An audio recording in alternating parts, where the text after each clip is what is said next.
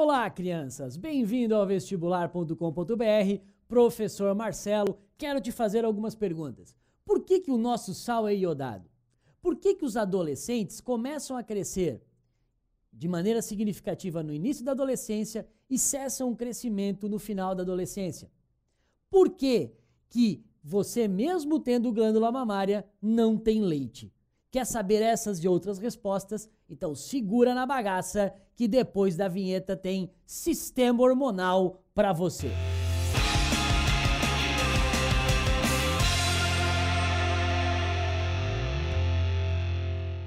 Gente, é o seguinte, o sistema hormonal, juntamente com o sistema nervoso, ele tem a função de regulação e controle de nosso organismo, de toda a homeostase corpórea. Então ele é de fundamental importância na nossa vida, beleza? A grande diferença, aliás, existem várias diferenças, né? Mas uma diferença entre o nervoso e o hormonal ou endócrino é que o nervoso tem uma ação mais rápida, enquanto o hormonal, ele demora mais para acontecer, né? O desencadeamento da ação é mais demorada, porém, a consequência desse desencadeamento passa a ser, então, mais de longo prazo. Tranquilo? Nós vamos gravar agora uma série de videoaulas que vai falar sobre sistema hormonal. Nós vamos falar um pouco agora dos hormônios da adenohipófise e depois você vai acompanhando todo o desenrolar do processo. Belezinha? Então, antes de nós começarmos a falar sobre sistema endócrino, convém a gente classificar as glândulas que liberam ou não hormônios. Então, basicamente, nós temos 3 tipos de glândula: exócrina, endócrina e anfícrina, que você pode encontrar também com o nome de mista. Professor, quando que a glândula é exócrina?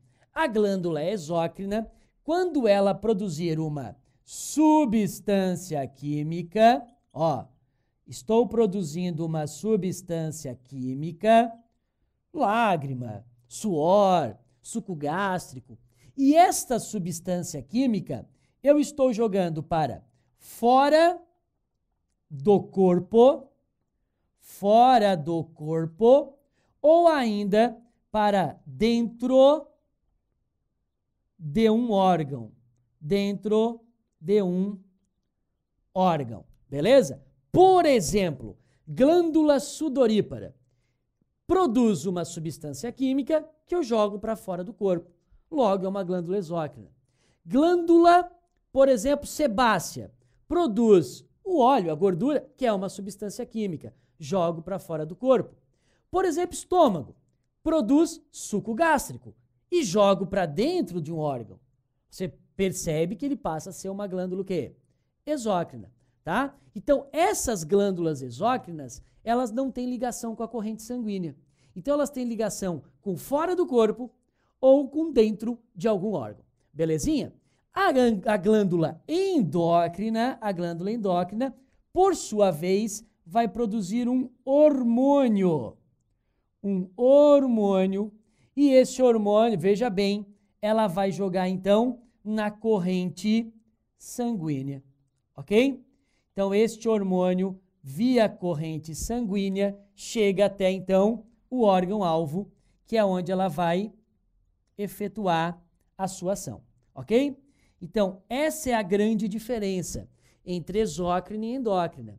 Produção de uma substância química qualquer, sem ligação com o tecido hematopoético, com o sangue. Endócrina, você produz um hormônio e joga na corrente sanguínea. A hipófise, a glândula pineal, a tireoide, a paratireoide, o próprio testículo. Então, todos esses são exemplos de glândulas endócrinas. E tem aquela glândula que não sabe o que é da vida, né? Não sei se é endócrino, se eu sou exócrino, às vezes eu sou uma coisa, às vezes eu sou outra. E aí a gente vai chamar essa glândula de glândula anfícrina ou glândula mista. Então, o que acontece? Ela pode produzir, então, uma substância química e jogar para dentro ou fora de um órgão, né? Se comportar como uma substância exócrina. Então, dentro ou fora, só que de um órgão, beleza? E ela também pode se comportar como uma glândula endócrina, produzindo, então, um hormônio e jogando esse hormônio, amores, na corrente sanguínea, ok? Aí eu posso citar o testículo. Professor, testículo?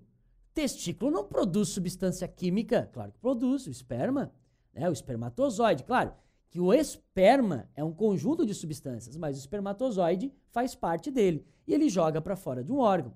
E ele produz também testosterona, que é um hormônio que ele joga na corrente sanguínea. Claro que a mais famosa glândula anfícrina é o pâncreas.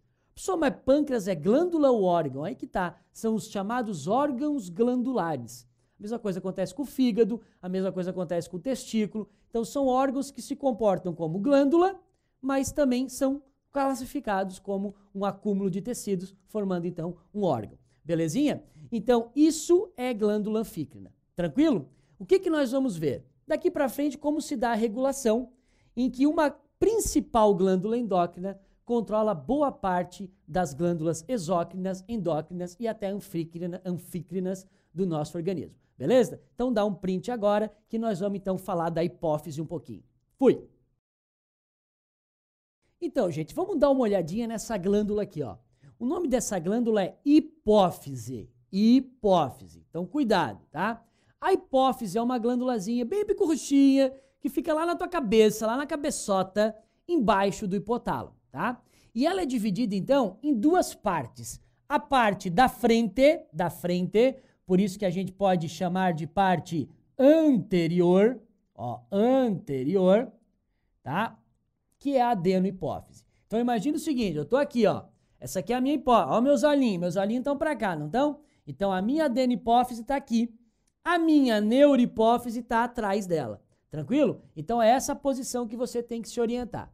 Então, a adenohipófise, que seria esta parte aqui, ou hipófise anterior, e a neurohipófise, que seria a parte de trás, ou ainda também chamada de hipófise posterior, beleza? Então, estas duas juntas formam a hipófise, que é uma glândula pequenininha.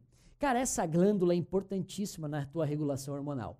Porque a gente vai ver agora, e na próxima videoaula também, que ela regula uma gama de glândulas endócrinas e exócrinas, tá?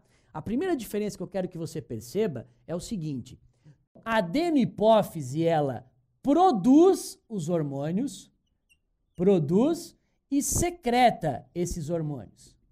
Então, ela produz e secreta. Você vai perceber que alguns hormônios saem da neurohipófise. Só que os hormônios que saem da neurohipófise, ela não produziu, ela apenas secreta. Quem produziu foi o hipotálamo.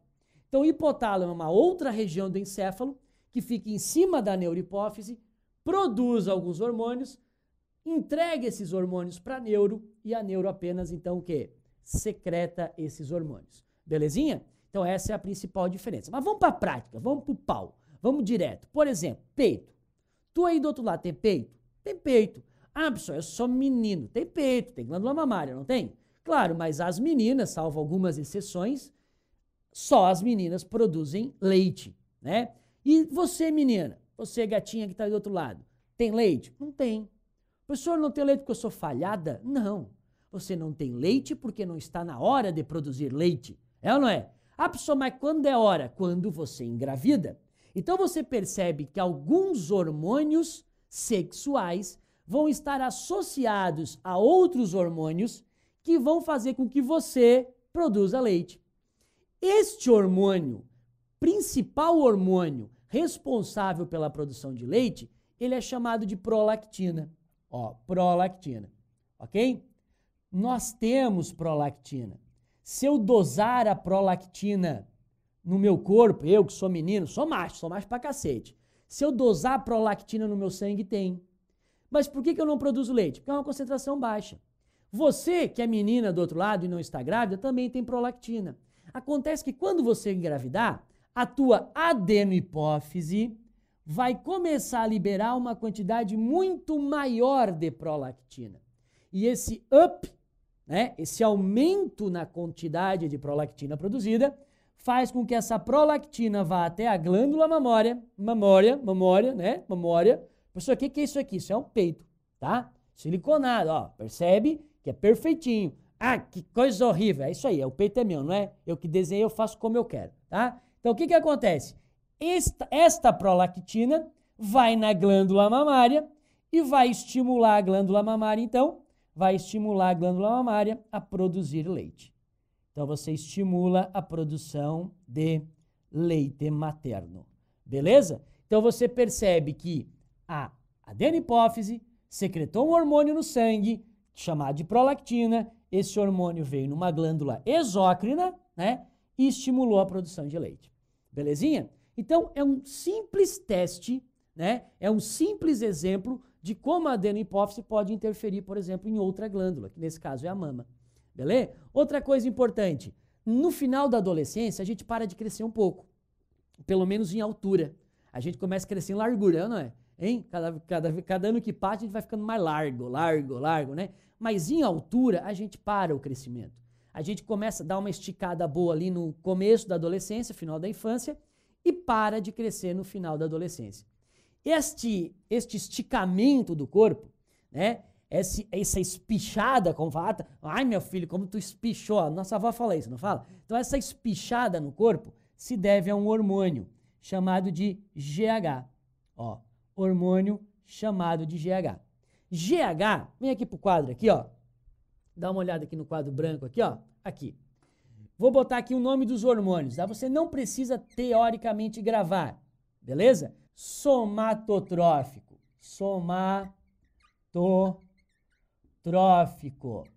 que você chama, né, popularmente, né, e na medicina a gente chama esse hormônio de hormônio do crescimento, belezinha? Então, o que que acontece? Quando você libera o hormônio do crescimento pela adenopófise, ele vai lá no tecido ósseo, ele vai lá no tecido cartilaginoso e no tecido muscular e estimula, então, o crescimento desses tecidos, né? Estimula a atividade mitótica. Aí o osso estica, a cartilagem estica, o músculo cresce, porque esse hormônio está estimulando esse crescimento. Aí, às vezes, aqui pode dar ruim. Professor, pode dar ruim como? Tipo assim, ó, algumas pessoas têm algum problema na adenopófise ou numa outra região do corpo que está associada a ela e ao tecido ósseo, cartilaginoso e muscular, e elas produzem, vamos fazer em outra cor aqui, ó, eles produzem pouquíssimo GH na infância. Pouquíssimo GH na infância. Quando você tem pouco GH na infância, isso quer dizer que se eu tenho pouco hormônio do crescimento, consequentemente eu vou crescer menos e aí a gente vai ter uma patologia, né, uma doença chamada de nanismo. Nanismo, tá? O contrário de nanismo, gigantismo. Na infância, a tua hipófise libera GH pra cacete. É muito GH. E esse GH na infância causa uma doença tão chamada de gigantismo. Ó, gigantismo. Professor, o meu primo, ele tem 2,30 m, então ele está doente? Não, gente, percebe o seguinte. Você pode ser alto geneticamente. Aí os teus órgãos também são grandes e proporcionais ao seu corpo. Então o teu primo, ele é normal, por exemplo. Ele tem 2,30 m, ele tem osso, cartilagem, músculo de 2,30 m, mas ele tem um pulmão para 2,30 m. Ele tem um coração proporcional a 2,30 m. Quando a pessoa tem gigantismo, a pessoa estica o osso, a cartilagem e o músculo. E os órgãos internos não acompanham esse crescimento. Então o cara tem 2,50 m e, sei lá, ele tem um coração proporcional a 1,80 m. E aí o coração, ó, não dá conta de bombear esse sangue para todo o corpo.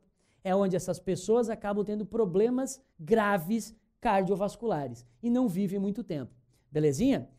E tem alguns caras que são malandros. Tem os caras que se acham as picas das galáxias, né? Porque eu sou malandro, não sou mais criança, tenho 30 anos e eu quero crescer o meu músculo. Se eu quero crescer o meu músculo, bora tomar GH. Quando você tem, então, uma alta de GH, só que agora na fase adulta, tu tem um problema chamado de acromegalia. Acromegalia. Então aquele cara, ele toma GH para ficar bombado. E o músculo cresce mesmo, porque o GH faz o músculo crescer. Só que começa a crescer o queixo, começa a crescer aqui a testa, começa a crescer as falanges do dedo, o cotovelo, e o cara então vai ficando todo torto, né? Porque está fazendo uso de GH. Cuida! Jamais use GH, jamais use qualquer tipo de anabolizante, qualquer tipo de hormônio, sem que haja uma prescrição ou um acompanhamento médico, beleza? Isso é para a tua saúde, pequeno gafanhoto. Fique atento a essas drogas que são colocadas no mercado com falsas promessas. Tranquilo? E um outro hormônio importantíssimo é um hormônio que vai lá numa glândula chamada de tireoide, né? E esse hormônio, então, é o TSH. O que o TSH faz? Ele vai na tireoide. Tireoide é uma glândula que fica aqui no pescocete, aqui, ó, aqui no pescocinho. Beleza? O que essa tireoide faz? Depois de estimulada pelo TSH, essa tireoide produz, então, dois hormônios, o T3 e o T4. Beleza? O que esses hormônios fazem comigo, professor? Estes hormônios, meu querido, controlam o teu metabolismo. Ou seja, controla um conjunto de reações químicas que acontecem no teu corpo. Primeiro, olha aqui, ó, TSH, senhores. TSH é hormônio tireoestimulante ou tireotrófico. Pode ser também, tem também esse nome. Então, hormônio que estimula a tireoide, tá? E o que acontece? Se ele estimula a tireoide libera T3 e T4. Belezinha?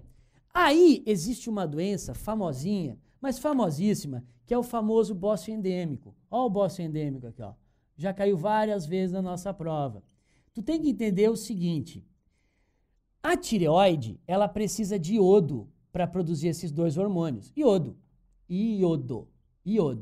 Ok? Esse hormônio, para te ter uma noção, é triiodotironina.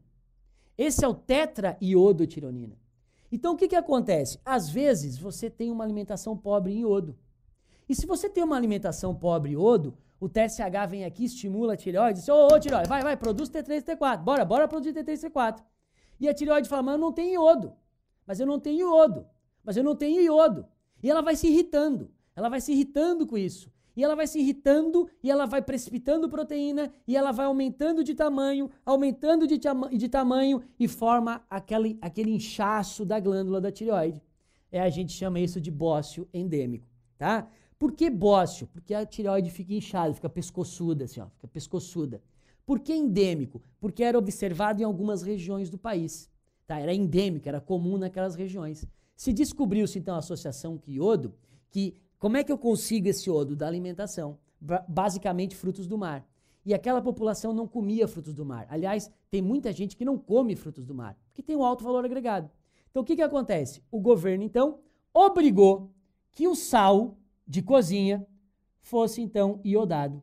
Porque sal, todo mundo tem acesso, pobre, rico, né? Todo mundo tem acesso ao sal, todo mundo usa diariamente. E o sal iodado, então, veio para tentar minimizar esse problema. Outra coisa que pode acontecer é o hipotireoidismo, né? O hipotireoidismo, tá? Hipotireoidismo, senhores, é porque a tua tireoide funciona menos. Hipo é de menos, hipofunção. Então, você vai ter menos T3, menos T4. Qual é a consequência disso? O teu metabolismo será lento, devagar, quase parando. Tá lento demais. Que tipo de sintoma eu vou ter?